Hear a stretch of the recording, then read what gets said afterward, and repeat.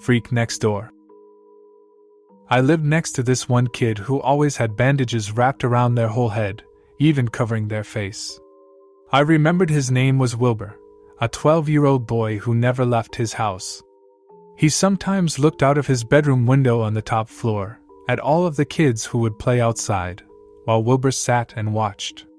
I remembered his windows had metal bars on them, so there was no way he could climb out of his bedroom windows. We sometimes communicated to each other by writing to each other on pieces of paper, since Wilbur can't hear me because the window was locked. Wilbur only does it when his parents aren't around since they're weird.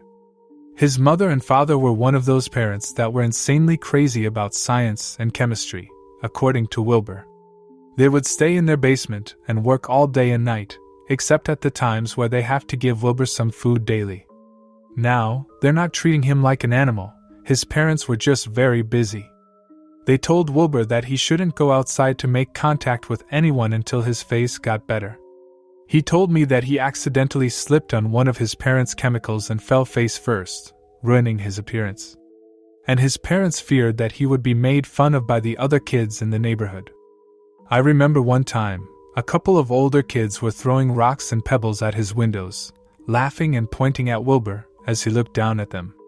He told me that they do it a few times, but he's used to it. But to me, he's a great guy, and still is today. I have never been inside his house, but he showed me some cool stuff he collected, like comic books. He had loads of them, from Marvel to DC to other non-superhero comics. He was a huge superhero fan. He even said that he felt like a superhero. A normal human being who became affected by dangerous chemicals, and then became a powerful superhero. He once wrote on a piece of paper and had it put up to his window as he pretended to be a superhero. I had a collection of action figures and video games that amazed Wilbur. He told me that he never played a single video game in his life, which was quite sad. He also told me that his babysitter took them away from him before he could play them, and burnt them in front of him. Wilbur had a mean babysitter named Miss Fitzgerald, a tall mean lady who never liked kids at all. This started before his face became messed up, he told me. She was basically every kid's nightmare, of all the things I heard she has done. Miss Fitzgerald had babysat many kids before, and trust me, it was not pretty. Wilbur told me that the last kid she babysat, a 4-year-old girl, she made her live through 7 hours of hell. Wilbur said that Miss Fitzgerald starved her and surrounded her bed with a few bear traps, and the worst thing that happened, the parents didn't know about her deed. She would lie to them, just to get paid. All those things I've heard, she is a foul, cruel woman with no soul. At all. And now she had to babysit this poor guy. Wilbur was old enough to make his own decisions, except for some, but his parents apparently hired an evil witch. The parents had to go to Texas to a scientist convention, so Wilbur was left alone with her. One time, I was writing about her to show to him, but then I saw Miss Fitzgerald, forcefully pulling him away from the window. And that was the rest of my day without talking to him. The next day, when I looked through my window to see Wilbur, I saw someone lying down on his bed. Looking at the person's wrapped head, I banged my fist on the window, trying to get Wilbur's attention. He slowly sat up on his bed, wiping away tears from his eyes. He seemed to be crying, which gave me a thought. I had a worried look on my face as I saw bruises all over his arms and legs, a faded dark tone of purple. He went to write something down on a piece of paper. Then as Wilbur finished writing, he went up to the window and pressed the note on the glass. What he wrote had terrified me. The whole situation still burnt in the back of my mind. Something I knew I would never forget. He wrote, "Help me." What made it worse was that his handwriting was scribbled onto the paper, and was almost illegible. Wilbur kept banging on the window with his other hand.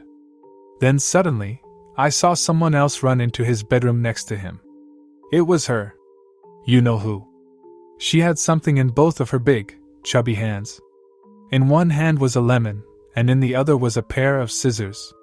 What Miss Fitzgerald did terrified me even more. Miss Fitzgerald ran up to Wilbur, grabbing his head, holding it still. I saw him screaming in pain and fear, so I knew I had to do something. At the same time, I couldn't stop watching. She used her scissors to cut open the bandages, and unwrap them off his head, and threw them to the side. What I saw almost made me vomit, something that sickened me. I was utterly shocked at looking at Wilbur's real, deformed face.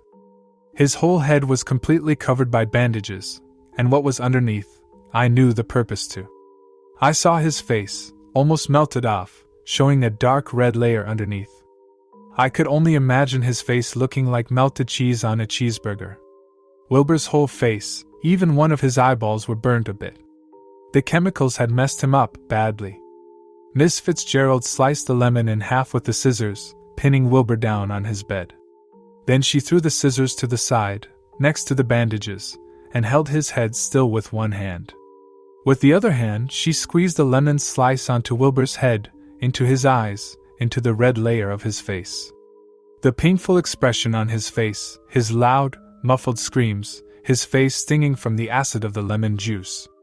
She used the other lemon to squeeze onto his face again, torturing Wilbur with extreme pain. I decided to bang my fist on my window, which was a bad idea. Miss Fitzgerald looked over to the bedroom window, right at me. I jumped back. She noticed me. She ran back out of the bedroom, shoving Wilbur down as he screamed in pain and agony. I knew what she was going to do, so I ran out of my bedroom and ran downstairs.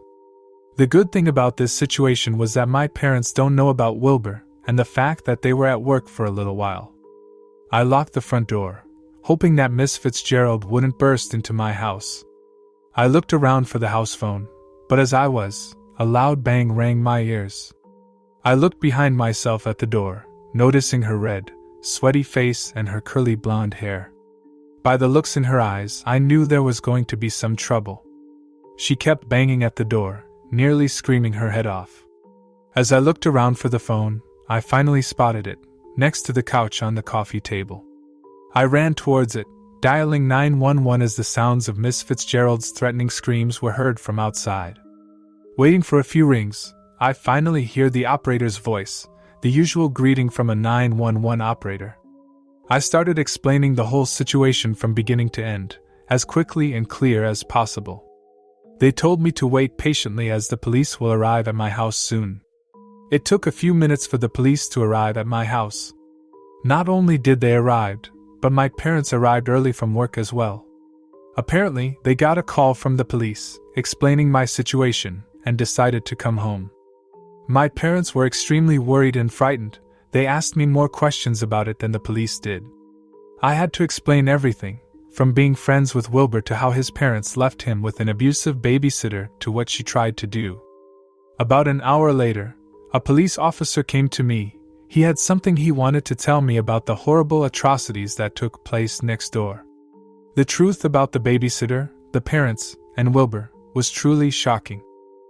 Based on the evidence they found, Wilbur's parents weren't his actual parents at all. They adopted Wilbur from an orphanage that's out of town, only to perform an experiment on him. It was the reason why they moved to Texas to hide. The babysitter, Miss Fitzgerald, was part of the experiment too. In fact, Wilbur wasn't the first kid to get adopted by the scientists. They had done illegal experiments on those orphans, and it was to find out how much pain a child can take before death, based on the cause of death and the age of the child. 38 children between the ages of 2 and 13 were reported missing, and Wilbur was one of them. There were security cameras on the outside and the inside of the house. Right now, they arrested Miss Fitzgerald for child cruelty and the deaths of many children, and are on the case to find the 2 scientists. All of that, and I was friends with someone who would have been killed if I didn't call the police. Apparently, Wilbur also tried to lie about almost everything he told me. He was trying to protect himself. He was sent to a new trusted family, a married couple who lived out of town. Since then, I never saw him again until now. 20 years later, I went to a bar to get myself a few drinks by myself, when a man approached me. "Remember me?" he said, that familiar man smiling at me. I smiled back, realizing how long it has been since I had last seen Wilbur. In fact, he looks like a nice, healthy man now, without his bandages.